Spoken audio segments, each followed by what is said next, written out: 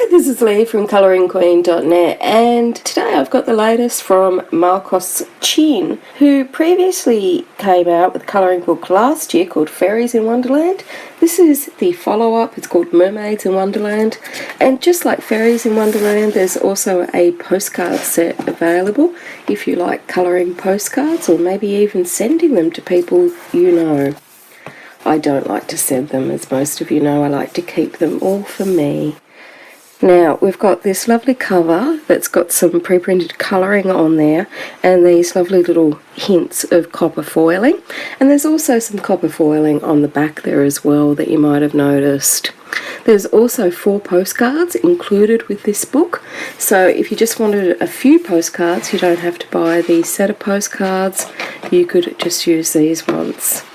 Now, the inside fold-out cover has got some pre-printing on it, which is these tiny, tiny little mermaids that I think might be just a little bit too small for me to colour in with any sort of enjoyment. But they are certainly pretty. If you were going to colour them in, you would need to use some fine liners on them. Now, our title page has got a lovely little illustration here for you to colour in. And really, that's sort of the only place for you to test out your markers and your mediums. Unless you did it at the back here on this information page, which is probably the better spot to do it in retrospect. Now, the illustrations are all printed on both sides of the paper. And the paper is a bright white and it's a medium quality. This book is an interactive book, so there are things hidden within the book for you to find along the way. Notice that some of the line art has a kind of sketchy appearance to it. So it really has sort of the hand-drawn look to it rather than a digitalised, very refined look. And we'll see that there's lots of images that are double page spreads, but it's super easy to colour in the spine. I'm just gently pushing on that, and you can see that although the line art does run up that area, it's very easy to colour it in.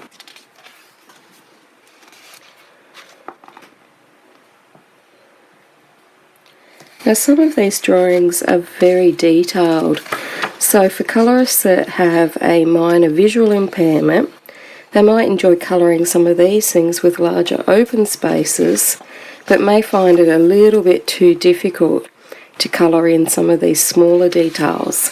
And I always sort of recommend, if you do like the book and there's enough images for you to colour in enjoyably, without sort of doing your eyes in if you have a minor visual impairment, is just use a colour wash over the images that are a little bit too detailed for you, and that way you can enjoy the book and in its entirety.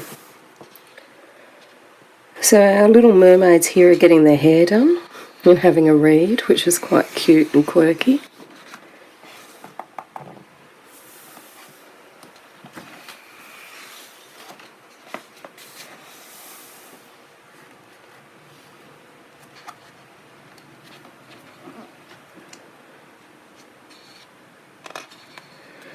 And to be honest, I would have preferred these notes about the interactivity to be smaller so that they don't take up so much of the picture if I wanted to do a background on that. And personally, you know, I'm never keen on the go find 20 objects or solve this riddle type thing. But I can see that it would appeal to a younger audience, but I'd prefer the background to be free of that text so that you could do background effects on it if you wanted to.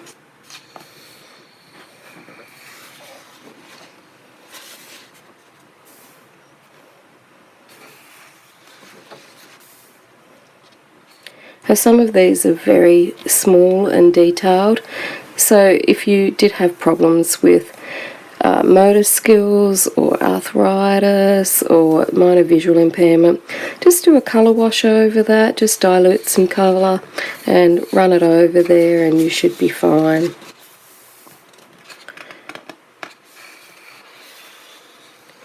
Our paper is designed for colouring pencils. It's quite smooth to the touch.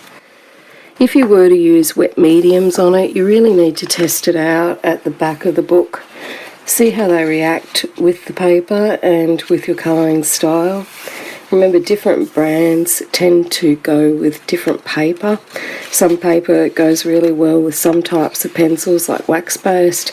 Some types of paper goes really well with oil-based pencils. It's all a matter of testing and seeing which sort of works the best for you.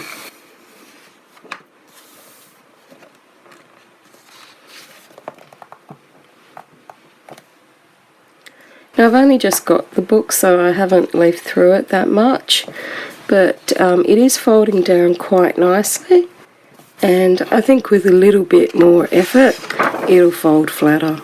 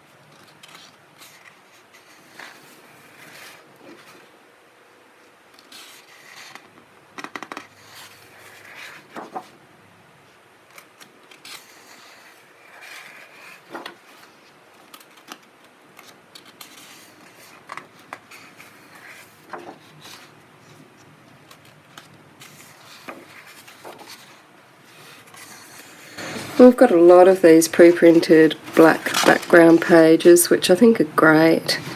Don't usually like pre-printing that much, but when it's a black background, it always seems to make the image pop.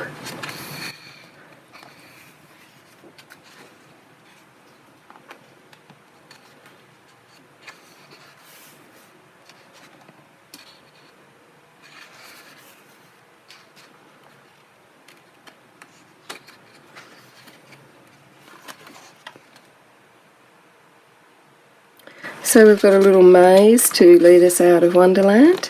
I'm going to take the easy route and just turn the page over, and we can come back soon.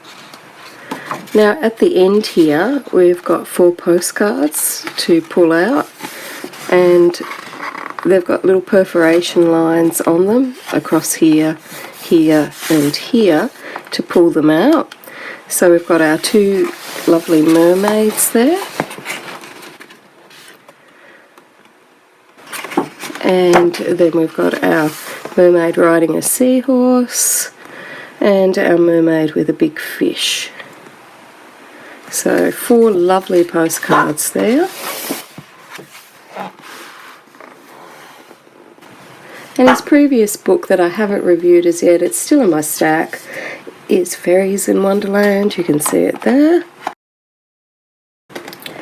And on the back we've got that image from the front. On the back we've got that image from the front with a black background on it this time. So there we have it, Mermaids in Wonderland. Lots of pictures of ocean scenes, underwater scenes, and some mermaids in there as well. The links to buy it are below the video. I hope you enjoyed this colouring book review. Until next time, happy colouring.